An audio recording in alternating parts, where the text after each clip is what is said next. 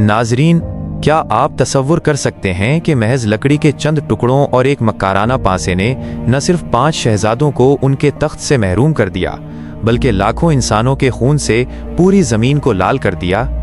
पिछली किस्त में हमने सल्तनत की तकसीम देखी थी, लेकिन आज हम इस दरबार में दाखिल होंगे जहां हसद की आग ने भाई को भाई का दुश्मन बना दिया और जहां एक ख़ानदान की इज्जत को सिर्रे आम दांव पर लगा दिया गया।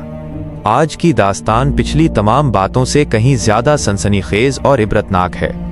राजा जद्धेश्तर ने जब अपनी नई राजधानी अंदरपत को आबाद किया तो उन्होंने अपनी ताकत का लोहा मनवाने के लिए राजसूई यज्ञ मुनक्किद करने का फैसला किया।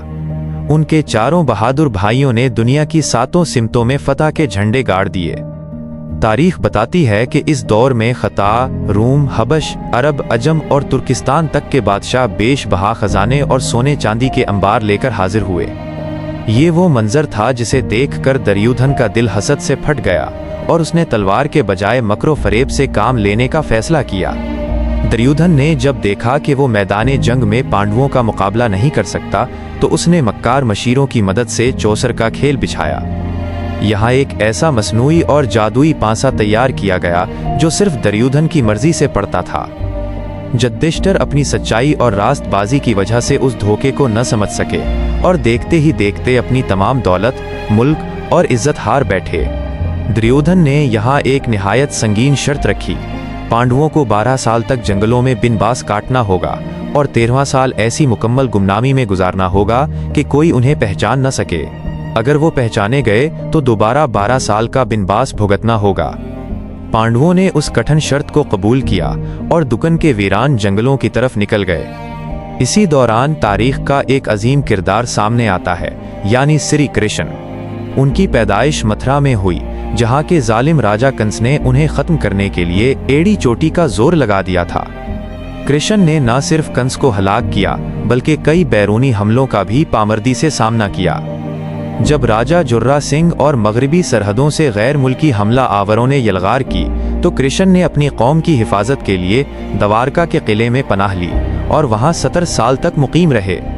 यही वो शख्सियत थे जो बाद में हक की खातिर पांडवों के सबसे बड़े मददगार और रहनुमा साबित हुए।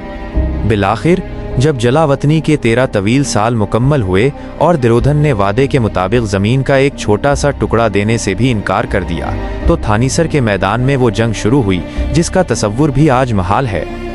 किताब के मुताबिक एक तरफ कौरवों के 11 औक्षण लश्कर थे और दूसरी तरफ पांडवों के 7।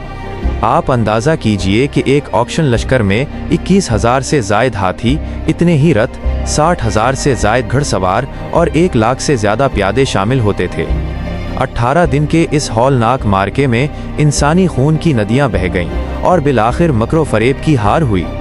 जंग ख़त्म हुई और दुर्योधन अपने तमाम भाइयों समेत मारा गया, मगर इस फतह के पीछे एक ऐसी माँ का दुख छुपा था जिसने अपने 100 बेटों की लाशें उठाई थीं। ये थी रानी गंधारी, वो अजीम खातून जिसने अपने नाबीना शौहर के एहतराम में अपनी आंखों पर हमेशा के लिए पट्टी बांध ली थी।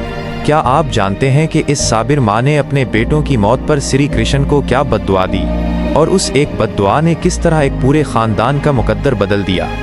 ये जानने के लिए हमारी अगली वीडियो का इंतज़ार कीजिए। अगर आपको ये तारीख़ी हक़ाइक़ पसंद आए हैं तो अपनी राय का इजहार ज़रूर करें।